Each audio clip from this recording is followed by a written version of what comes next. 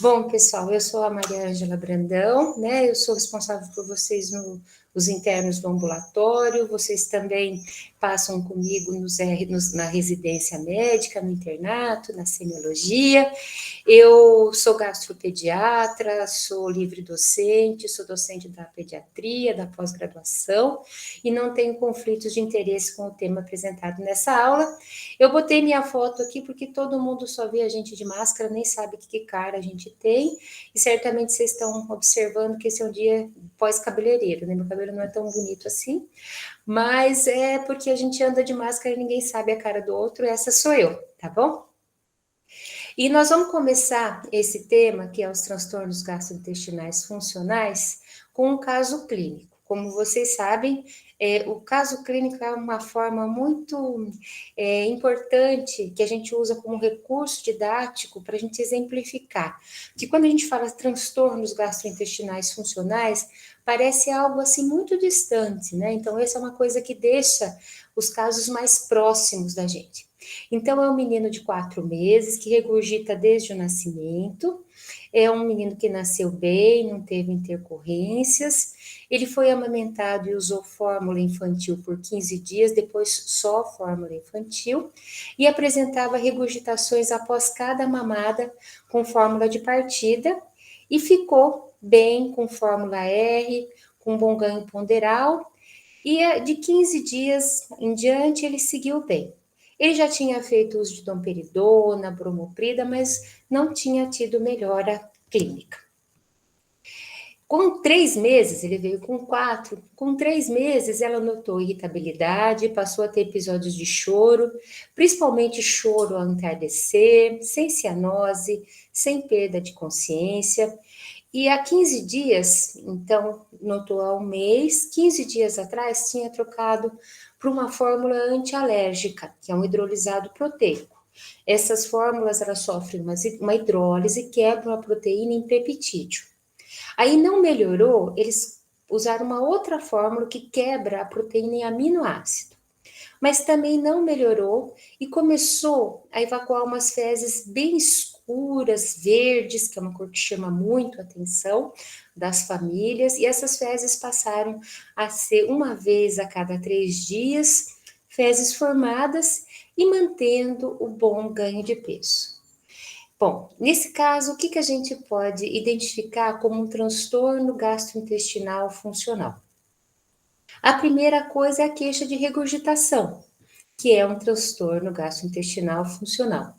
A segunda é a cólica, que também é esse choro, principalmente ao entardecer, e que não afeta o ganho de peso. E a terceira coisa é um quadro de constipação, porque evacuar uma vez a cada 3 dias caracteriza uma constipação intestinal. Então, a gente vê que um bebê de 4 meses tem 3 transtornos gastrointestinais funcionais avaliados aí numa história de muito pouco tempo, né? E quando a gente fala em transtorno gastrointestinal, a gente está falando sobre pessoas que têm uma certa expectativa.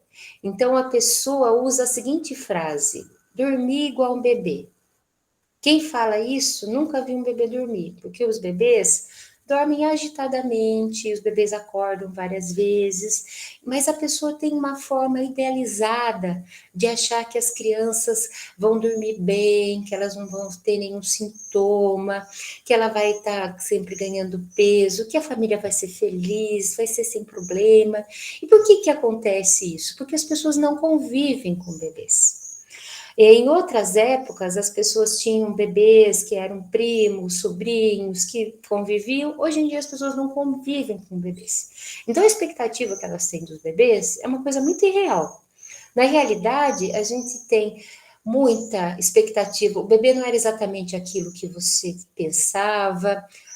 O choro e os sintomas gastrointestinais deixam a família muito ansiosa, com dúvida. Ai, será que ele tem algum problema? Será que ele precisa de uma medicação? Essa criança não pode ser normal. Olha como essa criança chora. Essa criança não pode ser normal. Então, esse contraste da realidade com a expectativa gera uma ansiedade muito grande que potencializa os transtornos gastrointestinais funcionais e gera um impacto muito ruim nas famílias. E hoje em dia, as famílias são muito pequenas.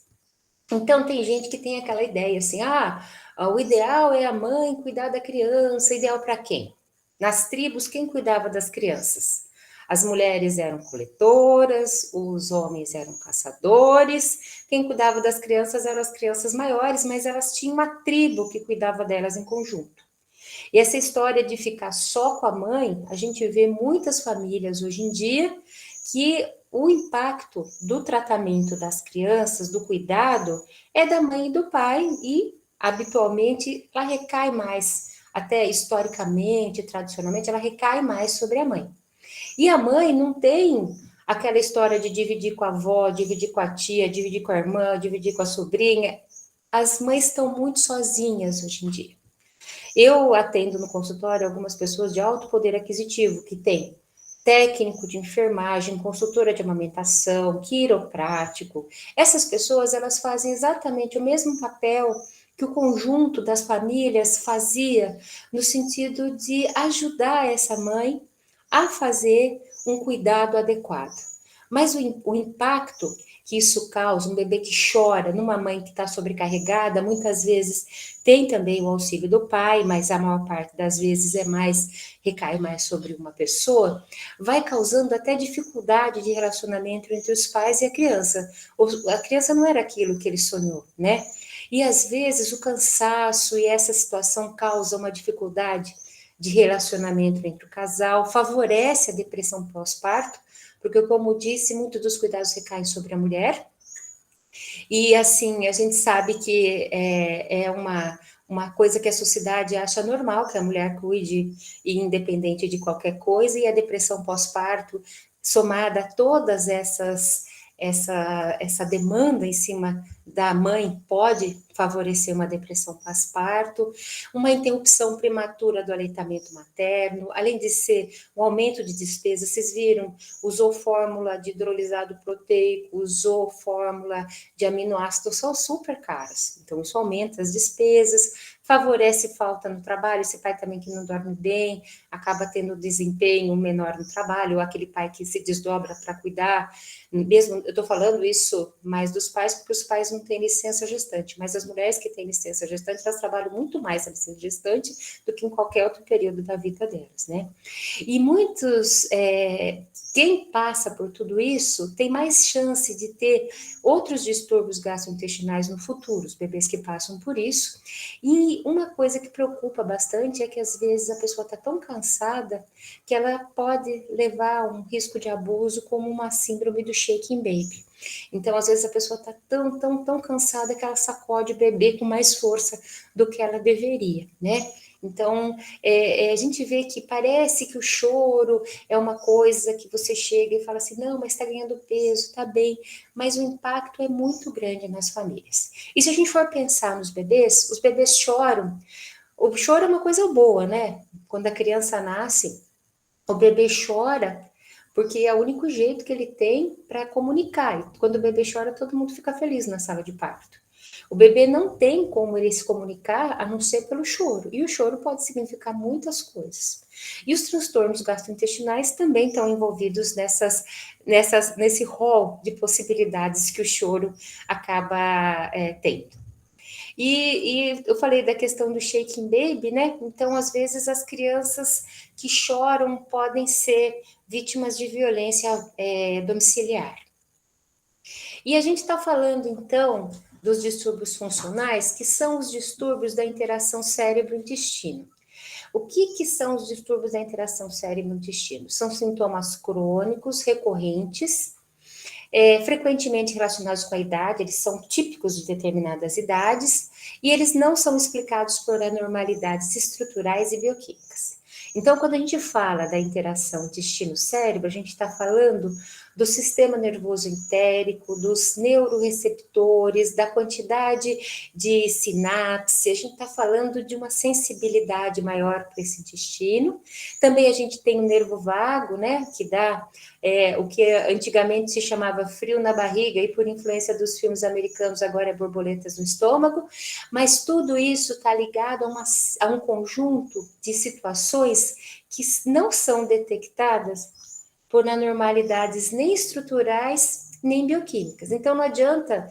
Antigamente, o que, que acontecia? Antigamente, as pessoas falavam assim: quando você tem um sintoma gastrointestinal, você examinou tudo que é possível, fez todos os exames possíveis, e aí você pode dizer que o transtorno é funcional. Então, você pegava uma pessoa absolutamente normal, dava um monte de radiação para fazer tomografia, fazia anestesia que tem para fazer endoscopia, e aí esse conceito falou assim: gente, está errado isso, a gente está iatrogenizando esses pacientes que têm distúrbios da interação intestino-cérebro.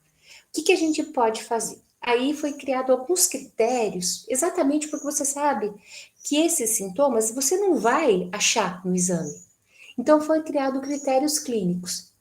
E esses critérios clínicos, eles vêm se aperfeiçoando ao longo do tempo.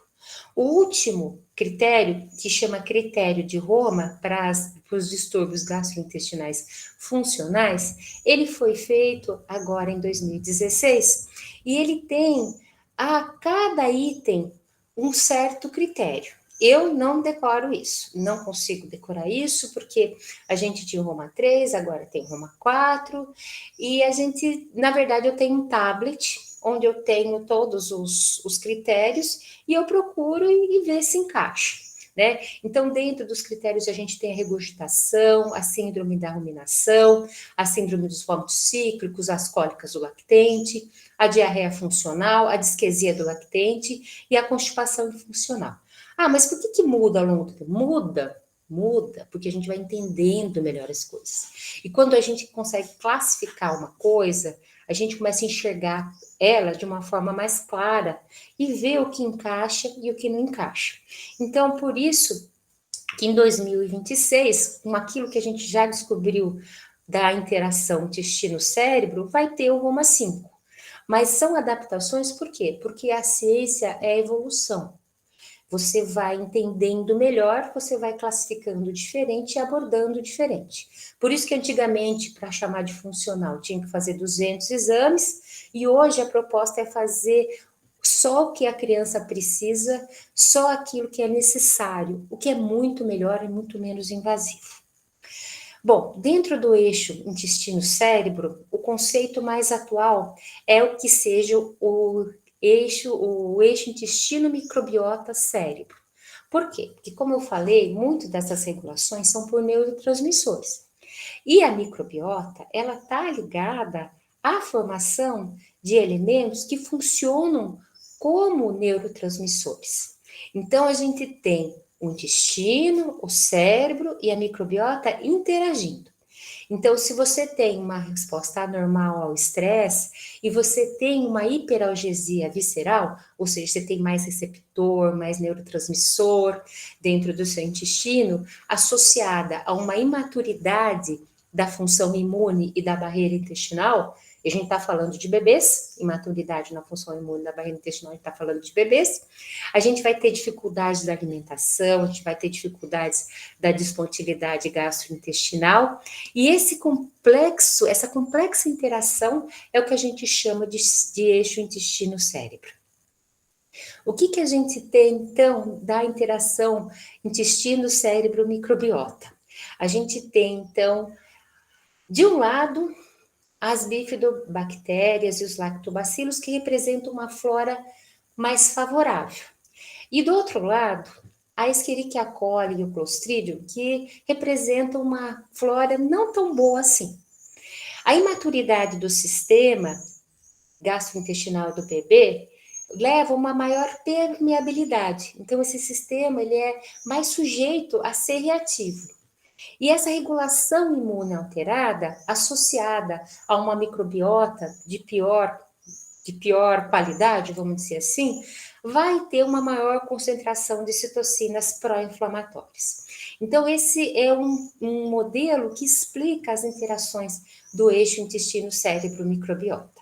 E como a gente falou que cada distúrbio é típico de uma época da vida, a gente vai falar então dos primeiros meses de vida e a gente vai falar o que estava no nosso caso: a regurgitação, a cólica. Opa, vou voltar aqui. a regurgitação, a cólica e a constipação funcional. Então, a regurgitação, vocês veem que chegou no primeiro ano, todo mundo já não regurgita mais. Por quê? Por vários motivos, nós vamos discutir. A cólica é nos primeiros meses de vida. E a constipação, ela pode acometer quase que todo o período aí da vida. Os mais prevalentes, então, no primeiro dia são a regurgitação, que acontece entre 41% e 67%. A cólica, dos primeiros 6 meses de vida, de 5% a 40%. E a constipação, de 3% a 27%, dependendo do lugar que você tenha, né? O que seria a regurgitação do lactente? Eu vou usar o critério de Roma, né? Pelo critério de Roma, ela deve incluir as seguintes características: em lactentes saudáveis, pode ser um lactente de 3 semanas a 12 meses de vida, bem aquela faixa que a gente estava vendo. Então, são regurgitações por 2 ou mais vezes ao dia, durante 3 ou mais semanas. Não tem náusea, não tem hematêmese, não tem aspiração, não tem apneia. Vomita, mas está feliz, é o regurgitador feliz. Não tem déficit ponderal, não tem dificuldade de amamentação, de deglutição, não tem postura anormal, nada disso. O que acontece para a pessoa refluir? Primeiro, a pessoa só toma líquido. Segundo, a pessoa fica deitado o tempo inteiro, né? E tem todas as condições anatômicas possíveis para ter um refluxo gastroesofágico. Esse refluxo gastroesofágico, ele é fisiológico, porque ele é pós-prandial, ele é de curta duração e ele é uma regurgitação. Então, o que entrou, sai. Entrou, saiu, regurgitação. Esse é o refluxo gastroesofágico, antigamente chamado refluxo gastroesofágico fisiológico. Hoje em dia, refluxo gastrofisiológico é igual a regurgitação. E por que acontece, né? Porque o alimento é líquido, né? Aqui no bebê, você não tem esse ângulo. No bebê, você não tem esse ângulo aqui de RIS de forma aguda. O bebê, ele tem um ângulo de RIS mais de ângulo reto. Então, o fato de ser líquido, o fato de deitar, o fato do ângulo de RIS estar mais retificado, até os 2 meses ele é praticamente 90 graus. E todo o desenvolvimento aí favorece que haja volta, pelo relaxamento. Não é que a válvula, a gente explica legamente que a válvula não funciona bem, mas na verdade a válvula tem mais relaxamento transitório, porque isso é a fisiopatologia da doença do refluxo. E quais seriam os sinais de alarme para você falar da doença do refluxo? Então, eu parti do conceito do refluxo gastroesofágico, que é a regurgitação do lactente, e vou passar para a doença do refluxo gastroesofágico. Aí é doença, tá? Então, aquilo que a gente chamava de fisiológico e patológico passou a chamar refluxo gastroesofágico e doença do refluxo gastroesofágico. Quais são os sinais de alarme que você deve pensar em doença do refluxo gastroesofágico? Dificuldade de ganho de peso, perda ponderal, irritabilidade, disfagia, recusa alimentar, hematêmese, tosse, pneumonia de repetição, apneia, cianose, posição de Sandifer, onde a criança flete a cabeça para trás na tentativa de parar, fazer um stop aqui do que volta, né? Então, esses são os sinais de alarme da doença do refluxo gastroesofágico. E qual que é a abordagem terapêutica? As medidas posturais, elas não variam. Sempre o bebê deve ser colocado de barriga para cima. Elevar o bebê, já viu que não funciona. E entra dentro da questão de que o risco de morte súbita não favorece esse tipo de abordagem. Então, por exemplo, um bebê regurgita menos se ele tiver de bruços, mas se ele tiver de bruços, ele tem mais morte súbita. Então, não. Bebê sempre de barriga para cima, mesmo quando reflui. E deixar elevado? Deixar elevado funciona para criança maior e para adulto. Para bebês, para você deixar elevado, você precisa colocar um monte de estrutura, suspensório, que também favorecem morte súbita. Então, na verdade, a medida postural é a barriga para cima, né? Você deixar rotar tudo, mas nada de elevação ou nada também de suspensório, de... O que acontece, né? Se você bota o bebê a 45 graus, ele desliza. Então, ele fica todo no pé do berço, todo embolado lá, comprimindo a barriga e tendo mais chance de refluir. Se você põe os rolinhos para cá, rolinho para lá, o rolinho não é indicado para a questão da síndrome da morte súbita. Você não deve pôr o rolinho por risco de sufocamento. Então, o que acontece? Você não põe o rolinho, criança desliza, você perde completamente a posição e a criança fica embolada numa posição que ela pode favorecer a compressão da barriga e vomitar mais. Então, a abordagem terapêutica para bebês é só deixar de barriga para cima, porque essa é a forma mais segura. Se o bebê é amamentado, não precisa fazer nada, e se o bebê não é amamentado, pode usar uma fórmula que não é anti-refluxo, tá? A fórmula é anti-regurgitação. Tá escrito na lata. Então, não é fórmula AR anti-refluxo, é a fórmula anti-regurgitação. Então, vamos avaliar um bebê com a regurgitação. Isso daqui é o guideline de 2018. Tudo que a gente vai falar aqui é baseado em guideline, não inventei nada, eu não sou criativa desse jeito.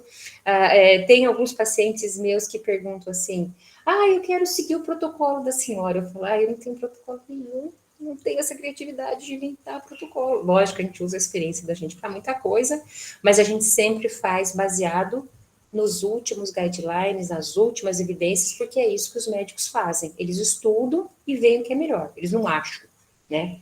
Então, na avaliação da regurgitação, tudo que eu vou falar aqui saiu desse guideline, o último que tem de refluxo, que é de 2018.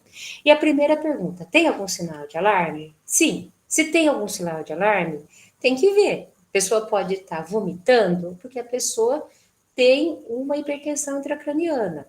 Então, se você tem sinal de alarme, você deve avaliar e encaminhar apropriadamente. Se não tem nenhum sinal de alarme, evitar a superalimentação, manter o aleitamento materno e, se não é possível, utilizar uma fórmula infantil espessada. Como que evita a superalimentação? Evita da seguinte forma: a pessoa mamou até dizer chega, o que não conseguiu, o conteúdo do continente não era compatível, voltou, a pessoa fala, nossa, ele vomitou tudo, dou mais mamar. Aí vai voltar mais. Então, evitar a superalimentação é a primeira coisa. Se melhorou, é isso, não precisa fazer mais nada. Se não melhorou, você pode fazer a hipótese que essa criança está regurgitando muito, ela está tendo essas dificuldades porque ela tem uma possível alergia do leite de vaca e derivados. No caso da amamentação, você pede para a mãe de 2 a 4 semanas não usar nada de leite e derivados. E no caso da criança que utiliza a fórmula infantil, usar uma fórmula que para alérgenos, né? Para alérgicos, que não tenha que tenha aminoácido, ou que tenha peptídeos, né? Fórmulas antialérgicas. Se melhorou, manter a conduta e discutir a reintrodução da proteína do leite de vaca. Por quê? Vocês viram lá no gráfico. Tem uma hora que melhora mesmo. Às vezes ia melhorar porque ia melhorar. Então, a mãe usou 2 semanas, melhorou, beleza, ficou ótimo. Vamos voltar a comer para ver se é. Porque senão pode ter sido só a evolução natural. Se não melhorou, o guideline pede para você procurar um especialista para revisar o diagnóstico e considerar algum exame adicional. E se você não consegue encaminhar um especialista, você pode fazer o uso do inibidor de bomba de próton por 4 a 8 semanas. E, de novo, se melhorar, diminuir e fazer a retirada. Adulto pode usar IBP, tem lá seus, 40 anos. Comeu muito, ficou cheio, barriga grande, engordou, fica com refluxo, não quer emagrecer, não quer operar, quer ficar tomando omeprazol os próximos 20 anos, problema seu. Não tem nada a ver com isso. Agora, as crianças tomar IBP, o problema é nosso. Criança tem que tomar IBP, inibidor de bomba de próton, vulgo omeprazol, esomeprazol, pantoprazol, quando precisa. Então, se você achou que melhorou, nada de deixar por via das dúvidas, porque o uso crônico do inibidor de bomba de próton em criança está relacionado ao maior número de pneumonias da comunidade e ao maior número também de fraturas, porque ele interfere bastante na absorção e, no caso das bactérias, ele tira o ácido, que é uma coisa que ajuda a não pegar as pneumonias da comunidade. Então, você sempre pensa que ele pode ter melhorado, você pode diminuir e pode retirar. Nada de ser muito liberal com o inibidor de bomba de próton. E se foi tudo bem, acabou. Aquela época lá, vocês viram, tem uma época que melhora para todos, porque é uma coisa transitória. Mas se você tirou o inibidor de bomba de próton e piorou, você precisa revisar o diagnóstico diferencial. Essa criança ela pode ter uma má formação, ela pode ter uma hérnia hiatal, ela pode ter até um pâncreas anular que faz com que reflua. Então a gente tem que procurar outras causas para isso. Muito bem. De regurgitação do lactente era isso, a gente vai falar agora de cólica. Primeiro, que cólica é algo que as crianças fazem, não que elas têm.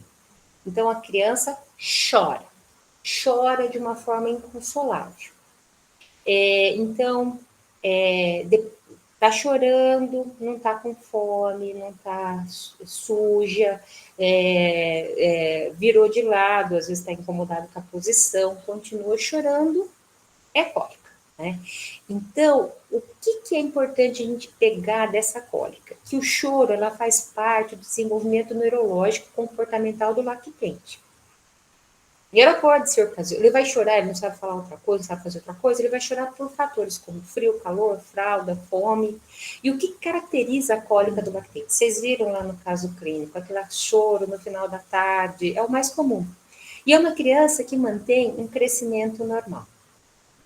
Na cólica do lactente, quais são os critérios? Então, é o critério de Wessel, que era antigamente usado, que é irritação, irritabilidade, agitação, irritabilidade, choro por pelo menos 3 horas, 3 dias, por 3 semanas. 3 horas por dia, por 3 dias por semana, por pelo menos 3 semanas. Isso mudou e no critério de Roma são sintomas que iniciam e param até os 5 meses de idade. São períodos prolongados e recorrentes de choro, agitação, irritabilidade, que não tem causa aparente e não consegue ser prevenido ou solucionado pelo cuidador, ou seja, não é frio, não é fome, não é fralda, e a criança continua chorando, mas que não tem nenhuma repercussão sobre o ganho de peso, sobre febre ou outros sinais de outras doenças. E o que acontece em relação à cólica e à alimentação? A cólica pode dar tanto em criança que está em aleitamento materno, quanto quem não está em aleitamento materno. Porém, aqueles que não têm leite, que não recebem leite materno, têm quase o dobro de risco de apresentar cólica do lactente. Em outras palavras, quer prevenir a cólica, é melhor amamentar. E a questão da cólica na alergia do leite de vaca? Raramente a cólica está relacionada à alergia do leite de vaca. E esse pode acontecer quando o bebê é alimentado com a mamadeira ou quando o bebê se encontra em aleitamento materno exclusivo. Por que a gente fala isso? Porque no leite de vaca tem uma fração de beta-lactoglobina. A beta-lactoglobina não existe no ser humano. Então, pequenas frações da beta-lactoglobina podem passar da ingestão da mãe para o leite e causar sensibilização, tá? Mas isso é raro. E aí, nesses casos raros, os bebês melhoram quando a mãe que amamenta deixa de consumir alimentos com proteínas do leite de vaca e quando a mãe que não amamenta usa uma fórmula indicada para alergia. Mas isso é muito raro. A maior parte não vai responder nem à retirada do leite da mãe da dieta, nem ao uso de fórmula. O uso de fórmula, o pessoal até fica menos tempo usando. Mas o que acontece com uma mãe que amamenta? As pessoas falam assim, tirou o leite, não resolveu? Tira o ovo. Tirou o ovo, não resolveu? Tira o trigo. Tirou o trigo, não resolveu? Tira, sei lá, qualquer outra coisa. E aí, o que acontece com essa mulher? Essa mulher está gastando de 600 a 800 calorias por dia para alimentar essa criança, né? E ela fica com uma restrição grande, ela pode comer muito poucas coisas, e tem não sei se vocês sabem, né, mas na Etiópia, alguns anos atrás, no século passado, teve uma grande fome, e alguns estudiosos pegaram o leite das mulheres etíopes e compararam com os leites de uma corte alemã, e observaram o seguinte, o leite era igual, o que variava era a quantidade. Então, se você restringe muito a alimentação de uma mãe, ela vai produzir menos leite. É um caminho certo para o desmame que não vai ajudar nada nessa criança. Então, se restringir o leite, não parou a cólica, é isso. Vocês não precisam fazer a tortura lenta das mães e falar para elas não comerem nada porque a culpa é delas, tá? Ficou 2 semanas sem consumir leite de vaca, sem consumir proteína do leite de vaca, nada que tenha leite de vaca. Não melhorou, não é isso. Não é isso. Não vá fazer essa tortura com essas mulheres que já estão tendo uma sobrecarga enorme, tá bom? Que isso não é justo, não é certo. E em relação, se aqueles que melhoraram, né? Se melhorou, você reintroduz. Por quê? Porque pode ser que não tenha nada a ver. Pode ser que já tenha chegado a época disso passar e você vai achar que ele estava com a LV e ele não estava com a LV, ele só passou porque ia passar mesmo, porque faz parte da evolução das doenças funcionais terem um período de tempo que elas passam. E os outros alimentos que a mãe consome, na maioria esmagadora, não está envolvido com a cólica do acrente. Não faça essa tortura com as mães, tá? Se tirou a LV, não melhorou, beleza.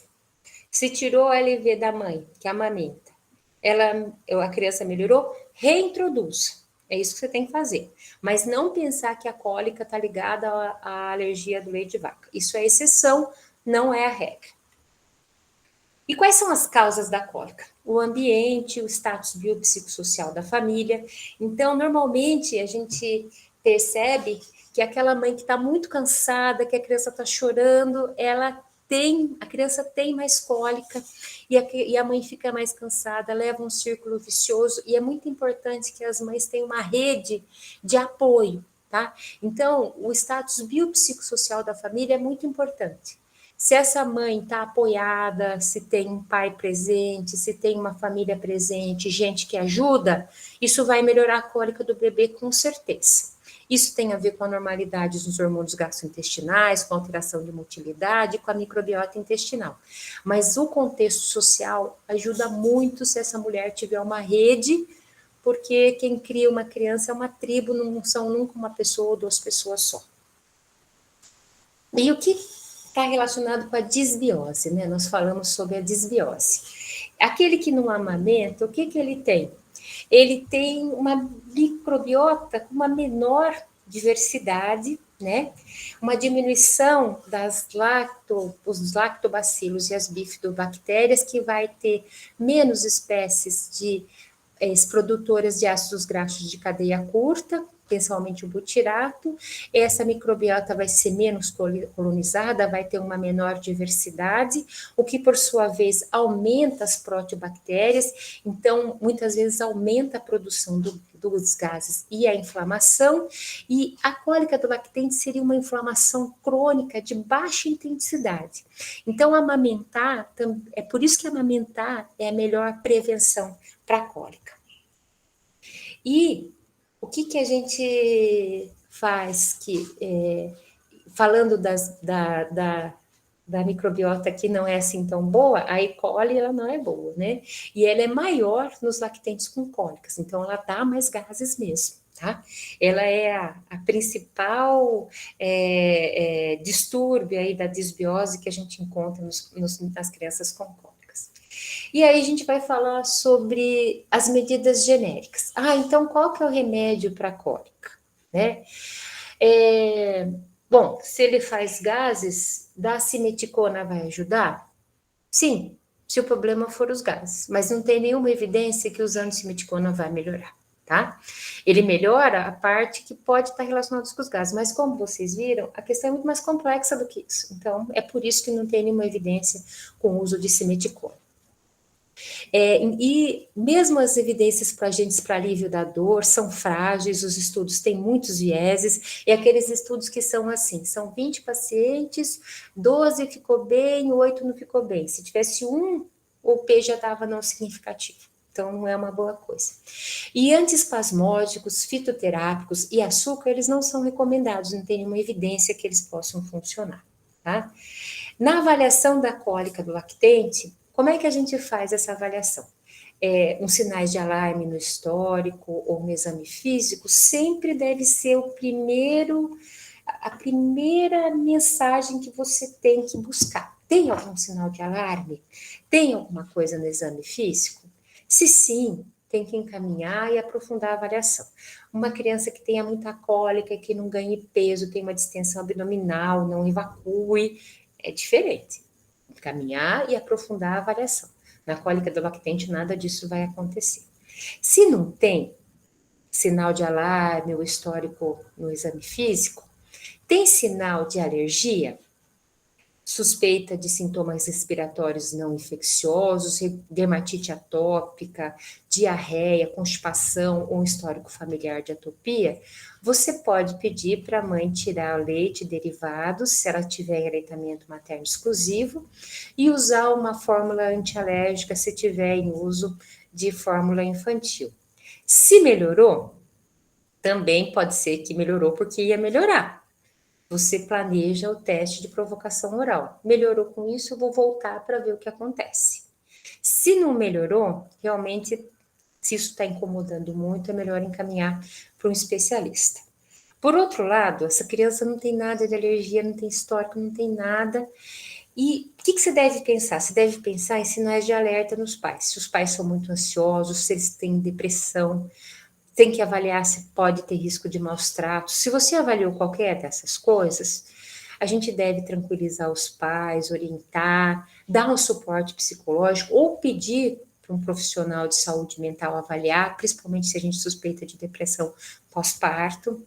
Se não tiver nenhum sinal, nenhuma suspeita de alergia, nenhum sinal de alerta, o que a gente vai fazer? Evitar a superalimentação e a superestimulação e mantém aleitamento materno exclusivo.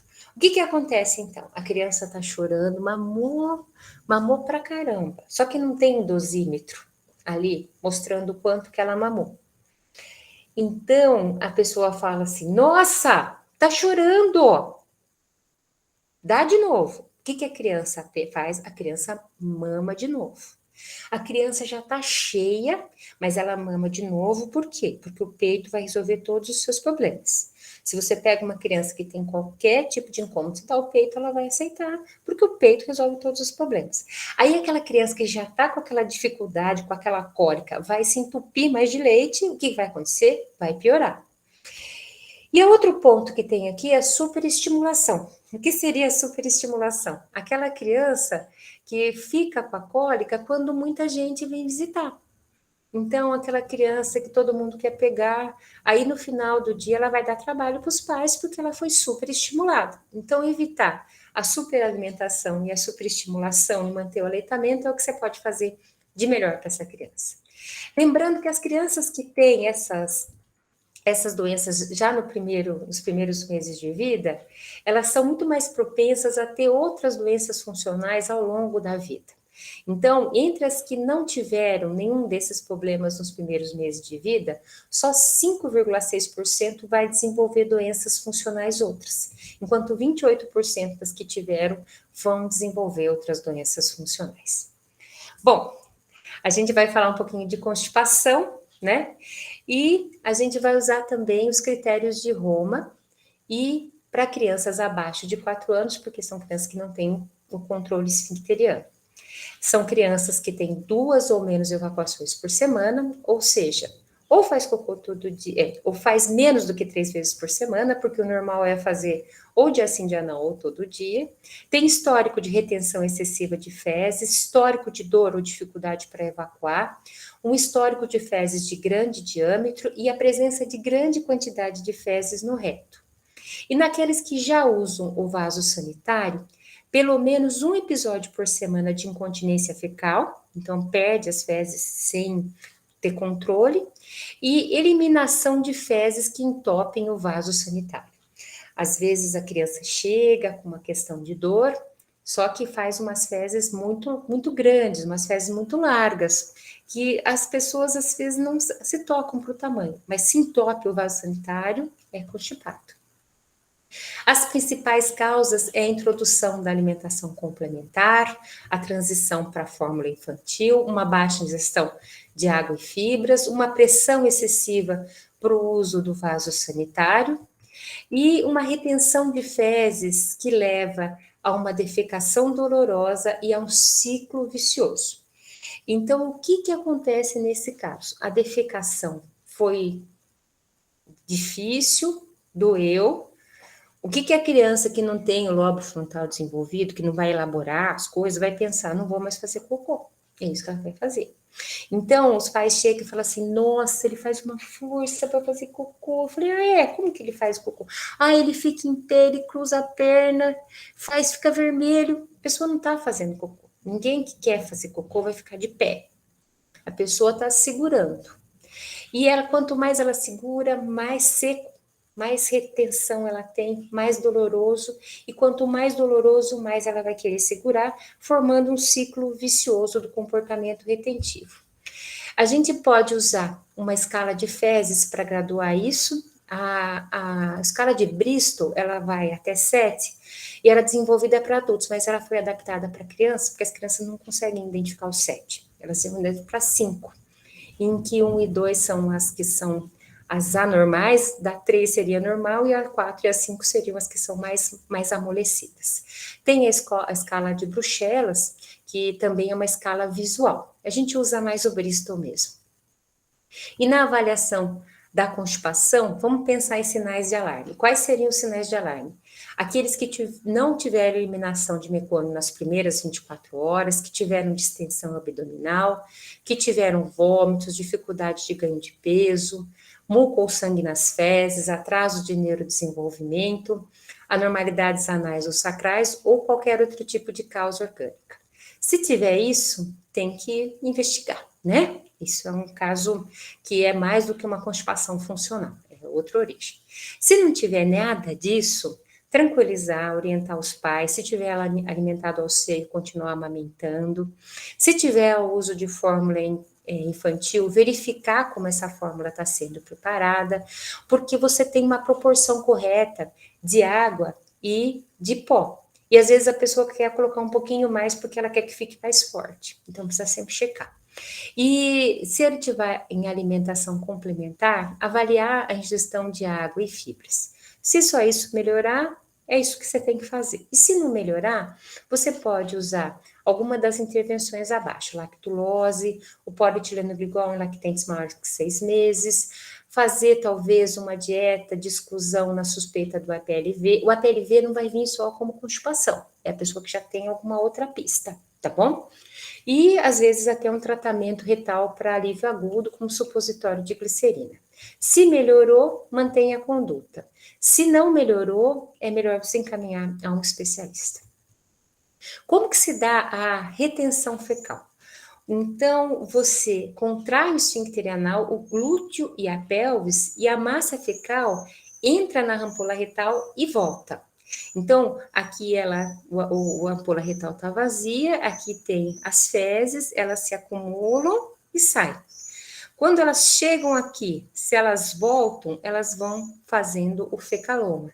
E é isso que a gente observa nas constipações que tem, assim, principalmente o comportamento retentivo. E o que a gente faz para tratar a constipação, né? O último guideline fala para a gente retirar essa impactação fecal. Como diria Carlos Drummond de Andrade, no meio do caminho havia uma pedra no meio do caminho. Se você tirar a pedra, o caminho vai ficar aberto. E fazer a criança perder o medo de evacuar e restabelecer o hábito intestinal. Como é que você faz para a criança perder o medo de evacuar? Você fala assim, amorzinho, pode fazer o cocô, não vai doer. Não é isso, tá? Isso não funciona, tá? A criança vai ter aquele reflexo de fechar quando ela deveria abrir. Ela só vai perder esse medo de evacuar quando ele evacuar muitas vezes sem nenhuma dificuldade. É por isso que você mantém os laxantes por longo tempo, porque senão esse comportamento volta. Em relação à terapia de manutenção, para aqueles que já tiveram uma história arrastada, sempre checar se a alimentação é adequada, se tem fibra, se tem digesta hídrica, se tem atividade física, isso é muito importante. Como é que evolui? 50% dos casos vai melhorar e ficar sem medicação entre 6 e 12 meses, 10% necessitará de laxativos, 40% vai permanecer sintomático apesar dos laxativos, e em 5 a 10 anos a grande maioria não necessitará do uso de laxativos. Então vocês veem que é uma doença de longo tempo, né? Não é uma coisa que você resolva numa consulta, você tem que sempre estar avaliando. Bom, gente, eu estou colocando aqui esse código QR, que é do Linktree, se vocês quiserem colocar o celular, vocês já vão cair em todos os links do GastroPed Talks. Muitos dos guidelines que eu apresentei aqui, vocês vão encontrar eles na forma de podcasts, ou então na forma de slides no YouTube, com a gente comentando, eu e o pessoal que trabalha com o GastroPed Talks. Lá a gente pega só informação que seja uma informação bem embasada. Então, os guidelines estão lá, eles estão comentados, e quem gosta mais de podcast, ouve no podcast quando puder, e é uma forma de vocês se manterem sempre atualizados. Muito obrigada.